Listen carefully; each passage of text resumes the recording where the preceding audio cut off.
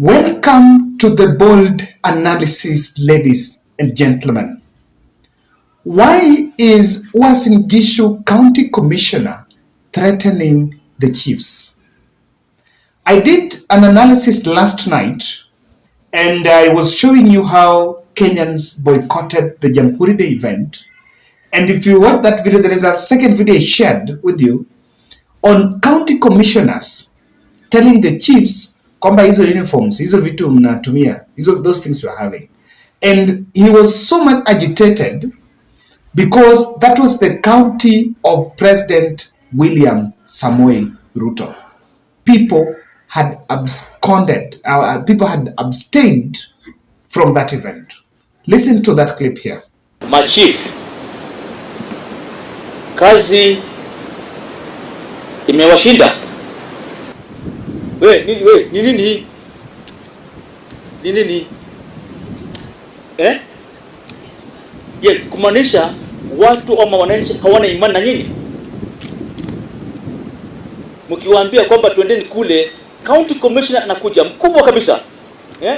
Mkubwa. Isitoshe hiyo. Gavana mwenyewe anakuja, ambaye atakuja kusikiliza mahitaji yao na aweze kuaddress. Yaani mwananchi hawezi kujua na kutambua kwamba hawa wawili wanakuja na nyinyi mchukue jukumu. Sisi wawili na nyinyi nyote mtakaa hapa muongee na viti vile ambavyo hali ilivyo, then hatutazunguka tena. Kwa hivyo hii kazi hii makofia hii kofia zote hizi tuzishughulikie leo. We do not want to witness such very low turn up from the member of the public in Uasin Gishu, the county of His Excellency the President. Vile mlivyo, hii ni aibu gani hii? Ni ukweli, Bwana County Commissioner, I felt for you ukiona hakuna watu. Na sisemi hawa walisababisha. Ninasema utapenda Kenya.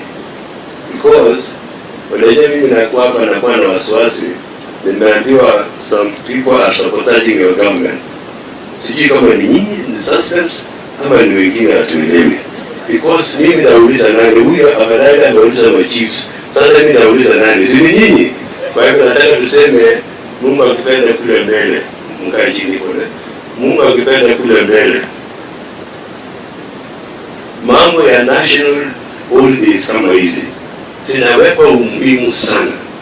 Wakati ule mbele ni ungeona bendera kwa kila duka, na hii duka imefungwa mpaka speeches iishe zisifunguliwe. So before I went, I took a rest. I went through the comment section and I got a very interesting question. What happened to a statement that we will never use a criminal justice system, or let me say that we'll never use our security team for political reasons? What happened? That was a very interesting question too, and I think we need to ask ourselves what happens. For avoidance of doubt, at this moment I think it's also wise I play for you this clip. Those of us who are politicians, both in Kenya Kwanza and in the camp of our competitors, I want to say here that the provincial administration, right from the chiefs, will not be available to run political errands for any political party. We want a professional public service, a professional provincial administration that will help government deliver on its agenda. Politics will be the business of those who are politicians. So every political party must arrange themselves. Look for your own errand men and women. Look for your own officials. Look for your own structures to run your politics. The provincial administration will not be available to run politics for any political party, including ours. We want them to help us in the delivery of government programs, in serving the people of Kenya equally irrespective of the political party they belong to, irrespective of any other consideration. So the big issue here is this. People didn't attend people didn't attend Jamhuri Day event. In fact, it is not only the counties I shared with you. I was just checking one from Homa Bay. Wow. In Siaya, Orengo and the deputy, my good friend, Oduor, did not attend. In Kisumu, Anyang' was nowhere. So this question about Kenyans not attending, I know according to that county commissioner, he could not understand why people from the President William Ruto's county are failing to attend. Someone asks in the Luo, kwani chunogoji? Is it a must? I remember there is a clip in Murang'a, I should get it for you, where chiefs walked out of a public event after wanakuwa attacked na politician. Look at that video here.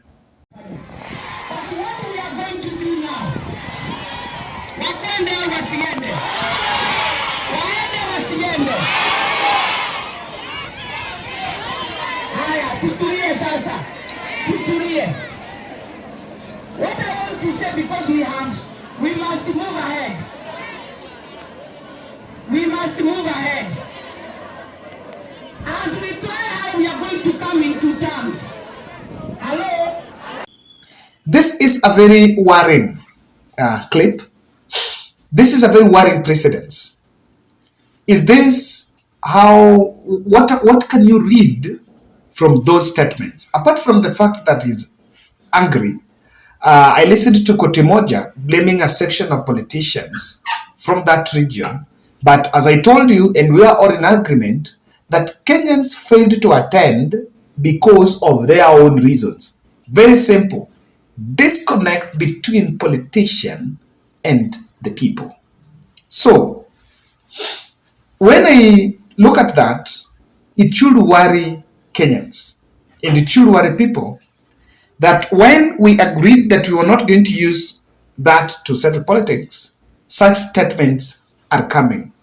But there is a disclaimer you need to put. There is a big difference between police, because those who work under NPS, National Police Service, it's an independent body where the National Police Force, the prison team, and the other ununiformed forces. Then, the provincial administration is under the office of the president. I want you to get this very critically. So from President William Ruto, macho ya rais kwa ground ni chief, assistant chief. So the order will come from president, county commissioner, the chief, and so. And that is why the chiefs execute, or the chiefs implement executive agenda at the village level, or rather at the sub-county level. So that is why you will see that in an event, the person that will lead president's speech, even in a national celebration, will be the county commissioner. That was after we scrapped the DCs and the PC. So we introduced that. So there is the regional commander. I think now that's the new PC. So there is Rift Valley Regional Commander, where Natabea was. Then there is county commissioners, then assistant county commissioners, sub-county, then assistant chiefs, and that. So on that line, that spectrum is directly from the office of the president. And that's why I'm saying it should not be taken lightly that the chiefs are getting bit discomfort from the very offices that is supposed to protect them. What I see here, yes, William Ruto could have been angry, and he received briefs. He is the custodian of the national intelligence and gets daily briefs on the state of affairs. Kila mahali gets those daily briefs. And what the county commissioner is showing the public is even president is angry. There is that anger. President is angry. And I'll tell you in my next analysis why the president is angry with Kenyans. So this clip also shows something, that this line of the provincial administration line is prone to abuse. That people can even abuse that system. And they had to walk out. They were largely blamed. Remember the campaign trail by the Gachagua team that nyinyi mnafanya siasa, or they're supporting this. Well, the truth of the matter, we know very well that kama kuna watu wana execute, wanasikiza kitu rais anasema, is the chiefs. The chiefs are not under National Police Service. So, it should worry us. And this brings the debate on why are we giving the chiefs the guns and also the police enforcement? What do you think will be? Come already to tunawalalamikia that maybe they've not done that, they've not done this. And it seems the county commissioner seems to say that chiefs have a role to play, and I want to agree. During Moi days, the way Kotimoja is saying, kila kitu ingesimama and things would move on. So on that end, it looks a very good, it's something that really looks good. But we are giving them, we are empowering them, and that empowerment must come with strict and appropriate legislation. I don't know why we cannot make them independent, just the same way NPS is independent.